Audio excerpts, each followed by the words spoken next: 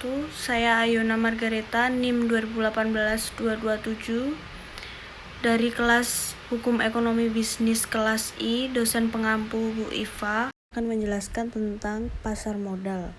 Hukum pasar modal adalah hukum yang mengatur hubungan hukum antara investor atau yang memiliki dana dengan emiten atau perusahaan publik yang membutuhkan dana melalui bursa efek sebagai media tempat bertemu.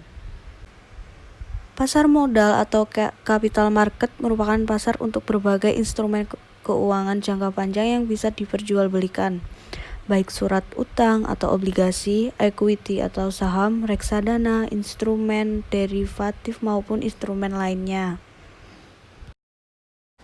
Pasar modal dibedakan menjadi yang pertama pasar perdana atau primary market adalah tempat untuk sarana bagi perusahaan yang untuk pertama kali menawarkan saham atau obligasi ke masyarakat umum. Yang kedua, pasar sekunder atau secondary market adalah tempat atau sarana transaksi jual beli efek antar investor dan harga dibentuk oleh investor melalui perantara efek. Lalu pasar yang ketiga atau trade market adalah sarana transaksi jual beli efek antara market maker atau anggota bursa serta investor dan harga dibentuk oleh market maker. Pasar keempat atau forward market adalah sarana transaksi jual beli antara investor jual dan investor beli tanpa melalui perantara efek. Lalu, instrumen efek pasar modal di Indonesia dikategorikan menjadi yang pertama instrumen penyertaan atau saham. Saham termasuk dalam efek yang bersifat ekuisitas, yaitu efek yang menggambarkan bagian penyertaan dari seorang investor dalam suatu harta bersama, baik yang berbadan hukum maupun yang tidak berbadan hukum. Saham bisa dianggap sebagai efek yang paling populer di masyarakat. Yang kedua yaitu instrumen utang atau obligasi. Secara umum, terdapat beberapa pengertian mengenai obligasi.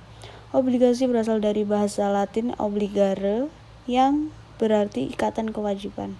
Ada yang menyebutkan bahwa obligasi merupakan surat utang jangka panjang menengah panjang yang dapat dipindahtangankan, yang berisi janji dari pihak yang menerbitkan untuk membayar imbalan berupa bunga pada periode tertentu dan melunasi pokok utang pada waktu yang telah ditentukan kepada pihak pembeli obligasi tersebut. Lalu yang ketiga yaitu instrumen efek lainnya. Disebut juga sertifikat penitipan efek Indonesia atau SPEI. Diperdagangkan di bursa efek layaknya suatu saham. Investor yang membeli depository receipt tersebut akan mendapatkan manfaat layaknya seorang pemegang saham dari perusahaan asing yang sahamnya dijadikan dasar penerbitan depository receipt. Lalu yang terakhir, instrumen pasar modal syariah. Prinsip pasar modal syariah berbeda dengan pasar modal konvensional. Instrumen efek syariah di pasar modal syariah yang sudah diperkenalkan kepada masyarakat yaitu saham syariah, obligasi syariah, reksadana syariah, kontrak investasi kolektif efek bangunan beragun aset atau KIBA, dan surat berharga lain yang sesuai prinsip syariah.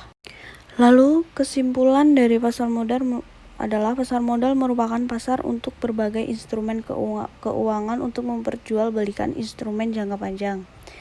Di Indonesia, tempat untuk memperjualbelikan instrumen keuangan tersebut dikenal sebagai Bursa Efek Indonesia atau BEI. Instrumen yang diperjualbelikan meliputi saham, obligasi, instrumen efek derivatif yang terdiri dari right, option, dan warrant, dan instrumen lainnya yang terdiri dari Indonesian Depository Receipt atau IDR, efek beragun aset atau EBA, dan indeks saham. Selain instrumen-instrumen tersebut, di Indonesia berkembang instrumen efek yang dilakukan berdasarkan prinsip syariah. Dewan Syariah Nasional Majelis Ulama Indonesia mengeluarkan fatwa yang memperbolehkan pemerintah Indonesia maupun perusahaan penerbit untuk menerbitkan instrumen syariah tersebut, baik instrumen efek pasar modal konvensional maupun instrumen pasar modal syariah tentunya memiliki segi kelemahan dan keuntungan. Namun hal tersebut tergantung pada kebutuhan investor yang memilih instrumen pasar modal mana yang tepat untuk mendanai kegiatan usahanya. Baik, cukup sekian presentasi dari saya. Bila ada salah dan kurangnya saya mohon maaf. Wassalamualaikum warahmatullahi wabarakatuh.